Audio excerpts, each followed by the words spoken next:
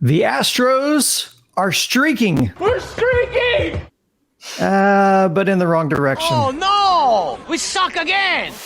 It's the people versus the 2023 Houston Astros. Whose fault is it? When can we expect this to turn around? We'll talk about it next on episode 28 of Stone Cold Stros, and it starts right.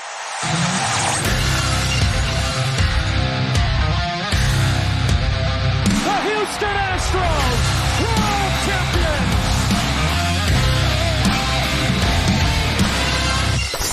Welcome into Stone Cold Stros. I'm Brandon Strange. I'm joined by senior content contributor Charlie Palillo. Follow him on Twitter at Palillo and read his weekly column on sportsmap.com. And next to him on screen is sportsmap.com editor Josh Jordan. You can follow him on Twitter as well at JoshJordan975.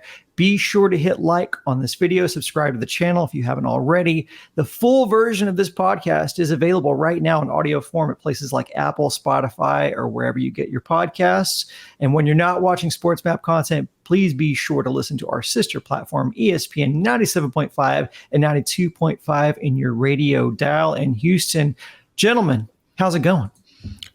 Well, there's a sports maxim that you're never as good as you seem to be when things are going well. You're never as bad as you seem to be when things are going poorly. It's actually a dubious saying. When the Astros won the World Series, they were that good at the end of last year. Presently, the roof is not caving in. It's a very bad stretch. Having a couple of contractor phone numbers at the ready, not a bad idea. But things are not as bad in the big picture as they look in the smaller picture. But I'm certainly not saying this is a good team right now, because it absolutely is not.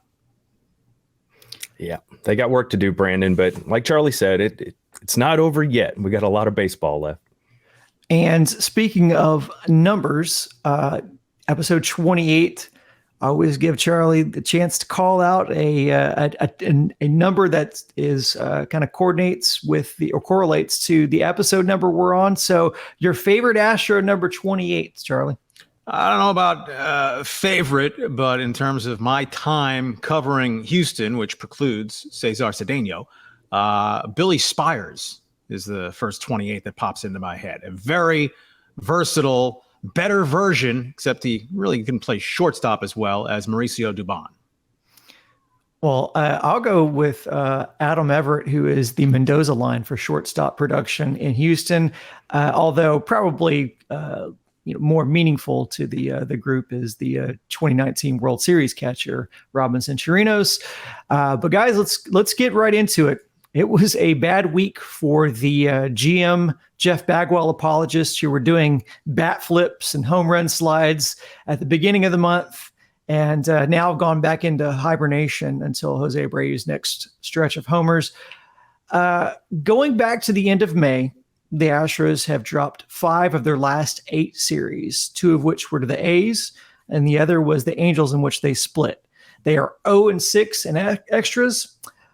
In the people versus the Houston Astros, who is the most to blame for the mediocre season Houston currently finds themselves in?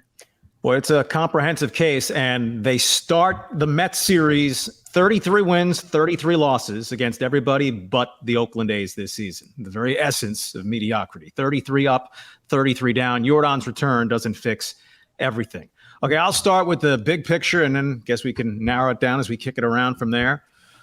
It might not have appeared brutal at the time, but the executive branch, right? Jim Crane, I got this. Have you met my close personal friends, Reggie Jackson and Jeff Bagwell? We got this. We kicked this around a little last week. At point of signing, other than guaranteeing a 3rd year to Jose Abreu, that wasn't a preposterous move. He was a productive player last year, the power warning signs, but that he would fall off a cliff like this, no one reasonable would have foreseen that. However, the results have been what the results have been. It's Rafael Montero coming around, right? They overpaid him. 3 years for a guy in his 30s who'd had 1 good major league season.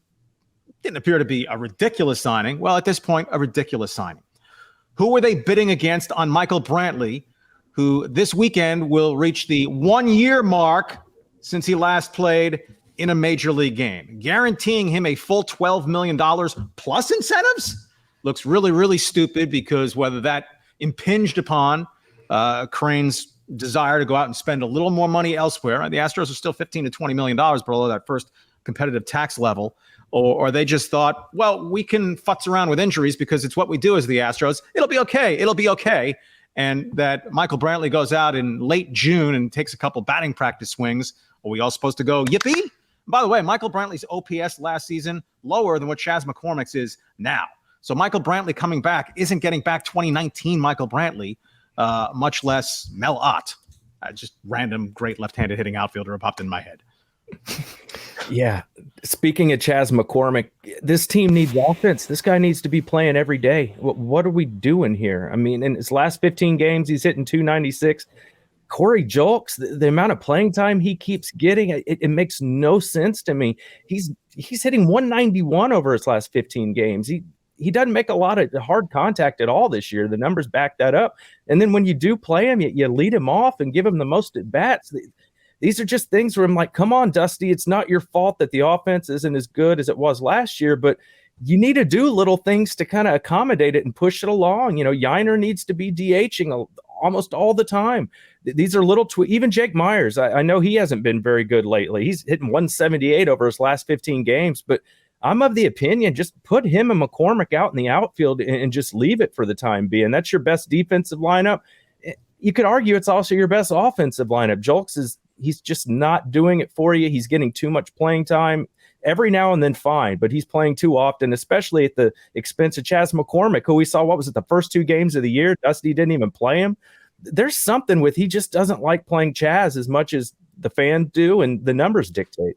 Cosign on Chas, and we don't have a body of work sufficient enough to say, oh, he's turned the corner, right? For fans and for some observers, overreacting in the very short term is part of the fun. It's either the best ever or the worst ever.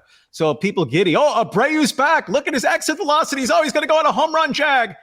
He's 2 for his last 16 with 6 strikeouts. Myers is 2 for his last 26. A month ago, whoa, looked like Jake Myers had turned a corner and was earning predominant playing time in center field. So while it's still not enough breadth of plate appearances, go with what you have in the near term. Any glass of water will do if you're dying of thirst. Chas McCormick has really cleaned up those lopsided platoon numbers. Last year, he was god-awful against righties and brutalized lefties. First 2 months or so of this season, he was playing par on the same course, clobbering left-handed pitching, lousy against right-handed pitching. Well, he's been hitting all pitching over the last 3 weeks or so. OPS against righties now within 30 points, 25, 30 points of what it's been against left-handed pitching. And I'll throw in for a guy by the name of Chas, given any reasonable opportunity to do so. Corey Julks is a nice story, Friendswood, U of H, and he'll pop the occasional home run. He'll steal the occasional base. Body of work. He's a sub 700 OPS guy. Teacher's pet partial status, I think, from Dusty on Julks. Maldonado has full teacher's pet status. So if we're going to give the Dusty blame game, and it's not predominant blame on Dusty, he didn't swing the bat or throw the pitches, but that Maldonado has started 61% of their games through 70 games of the season, on pace for 99 starts. It's ridiculous. He's a bad player. When he throws out one base stealer, oh, machete.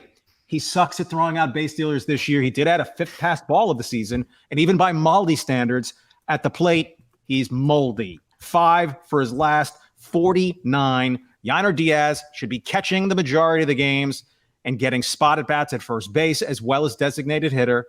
I'm not saying Diaz is Albert Pujols on the cusp, but he's a hell of a lot better than Maldonado. He's a hell of a lot better than Abreu. And he continues to get less playing time than both at this point. I'm going there again. Managerial misconduct, negligence, pick your word. In the style of Clue, it is hard not to say that it is not Dusty in the dugout with a lineup card.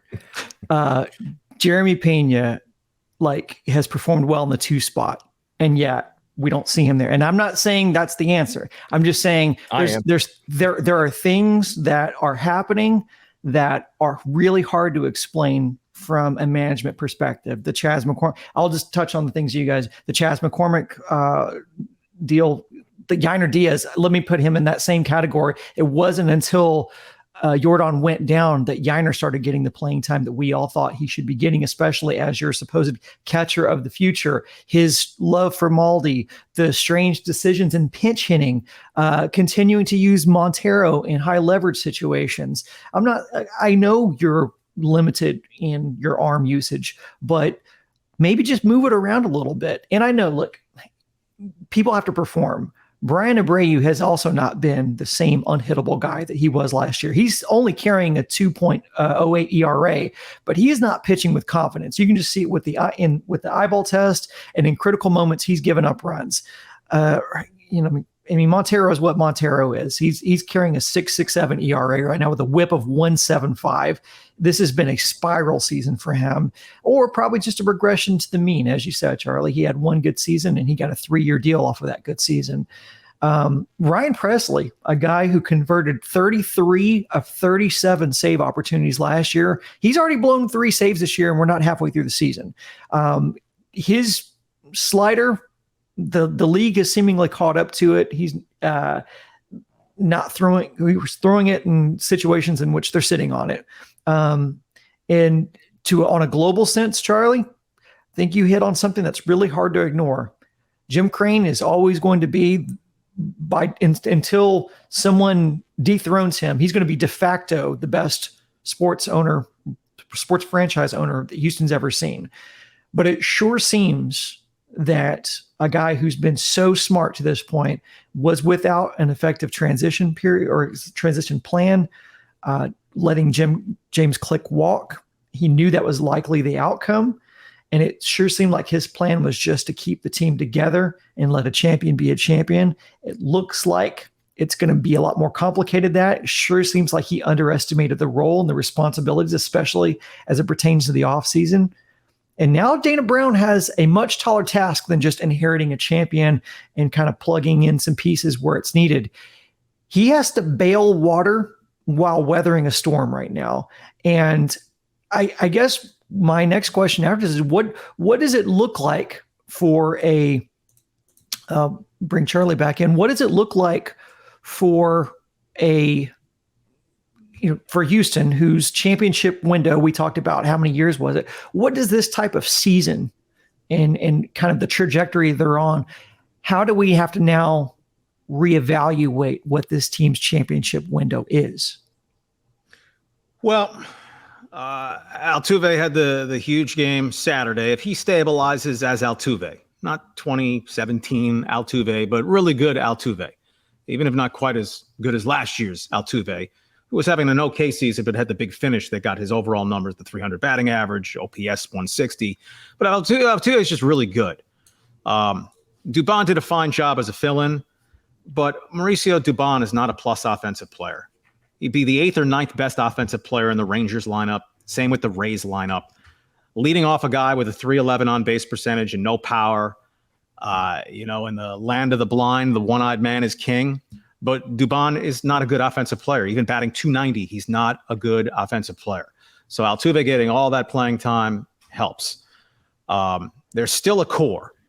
Alex Bregman, if we're going to talk about blame on the player level, mediocrity has value. Average has value when it's supplementing excellence, right? Your Joe everyday guys, they help when the superstars are doing the heaviest lifting. Average, mediocre is better for your second-tier guys than crappy. Well, Bregman is paid like a superstar, hasn't played like a superstar since 2019. He's a totally mediocre player this season, right? He had the surge for about a month, hitting 350. Okay, Breggy's back. Well, which Breggy is back? He had a nice game Sunday, but he'd been for hunger for a week and a half. Eye test, he plays a heck of a third base. He's great on those in-between hop plays. Well, the advanced metrics say he's an average defensive third baseman. And by the way, he's a scatter arm. Alex Bregman's now committed more errors this season than he committed all of last season. And the same number that he committed in all of 2021 when he only played 90 games because of injuries. So, Alex Bregman batting second, third cleanup every night as an absolute mediocre baseball player this season, that's among their problems. So if he's going to bounce back I think his very best baseball is behind him. He's one of the slowest players now in the major leagues. He was never a speed guy, but he's very slow. So the ground ball in the hole, it's short. That another guy, it's a fielder's choice. With Bregman, it's a double play. If he's on first and a ball's hit to the left field corner that a lot of other runners might score on, he's going to have to stop at third. The stuff on the margins matters more when you're not just smashing it overall. So if you get some of Bregman back, you get Altuve back, you have Yordan, you have Kyle Tucker. All right, that's still a four-man nucleus that's really good. I'm very happy holding on to Yainer Diaz stock as becoming a secondary guy in that lineup. And then it goes to Dana Brown and anyone else filling in the parts. Do one or two of their younger outfielders. Drew Gilbert's stinking it up right now at Double-A after a hot start, whether that elbow problem, and he's only DHing factors in. Jacob Melton's been okay. Colin Barber's been okay. Joey Loperfido at Double-A. Is that a surging prospect or a guy just having a nice season at Double-A? They need to produce talent that is better than Jake Myers, probably better than Chas McCormick, certainly better than the great Kessingers and Mauricio Dubons, who are fill-in guys at best. I mean, the Astros weren't going to remain awesome forever.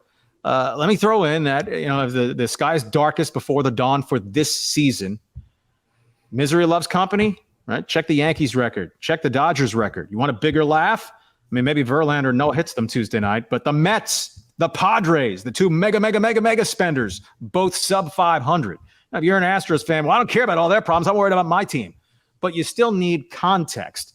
And if the Rangers are going to pull away and win the American League West, which happens by July 4th, if the Astros don't come out of it a little bit, by the end of that 4-game series with the Rangers, if the Astros are 9 games out, or maybe the worm turns.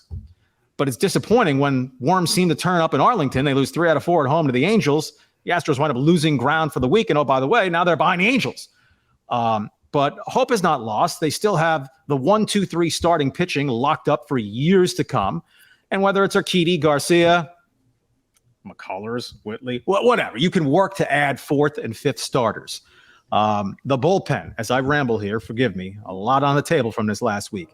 The bullpen seems to be a mess, right? Presley the last 2-3 weeks, not good. Montero, unrelenting disaster. Maton, even mortal, a couple of outings within the last week and a half. Well, they still start this week leading the major leagues in earned run average, so that there's some woebegone pitching staff and they don't have a nucleus with which to work. But the top to bottom roster at this point just isn't very good. It's not terrible. And if you're at least reasonably good, especially with a young pitching core, you're not all that far away. I mean, from being a 105 win team again, perhaps, but that this team this year can be a playoff team and you get in the playoffs, you give yourself a chance.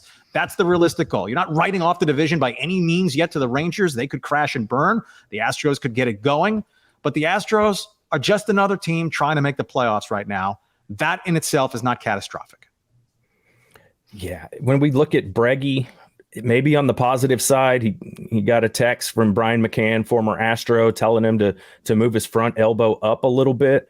He went 3 for 5 on Sunday. Maybe that helped. We also see Pena making some tweaks. He's going back to the leg kick. We remember he got rid of that during the playoffs last year, and he went off on a run with that. So maybe that tweak could help Pena. It's kind of interesting, though. He's not going to the leg kick on 2-strike counts. So I'm curious to see if he's going to be able to execute that. I understand the reasoning behind it, but, changing your mechanics, that can be difficult. Maybe that'll help. I think definitely getting Pena hitting second, getting Bregman hitting fourth. Look, it works. Why screw with it? If it's not broken, don't fix it. If they hit better that way, then hit them there. And we haven't seen Altuve hitting leadoff anymore. What happened to that? So these are things I'm just really curious. If you're struggling with the bats, why not put them in a place where they've been the most successful, they're the most comfortable, and go that route? And then finally, the one thing I wanted to hit on is, a lot of people are kind of looking at, this is where the Astros were June 19th of last year. They're really not that far off course. Well, keep this in mind. They started the season at different times these past years. This year started on March 30th. The season started on, I believe, April 7th last year. So in reality, we're 72 games in right now. So it's a different world. Right now, the Astros winning percentage is .542. Last year, they were at .625 at 72 games into the season. So they really are a little further off the pace than people realize, just because the schedule's different this season. Look, the last time they were 39-33 after 72 games is the last time they missed the playoffs. There's also a really good team in the division this year, right? Oakland was strong for a year or two. Well, the Astros were stronger. Not the case anymore. The Astros have Yordan, and I'd still take Kyle Tucker over Adolis Garcia, but they're a push. Other than that, the Astros don't have one guy, not one guy, having a better position at his position than what the Rangers have at their position.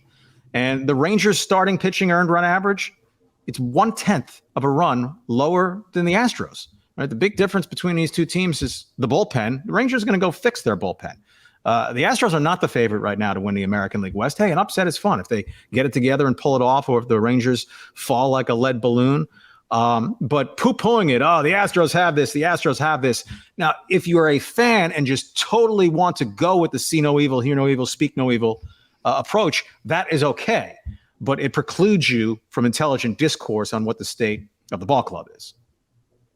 Well, that's it for part 1 of Stone Cold Stros. To listen to the full podcast, it's up right now at your favorite podcast provider. And to watch the rest of this conversation on YouTube, check out the Stone Cold Stros playlist. We'll be releasing the rest of these topics on video shortly. And as always, go Stros.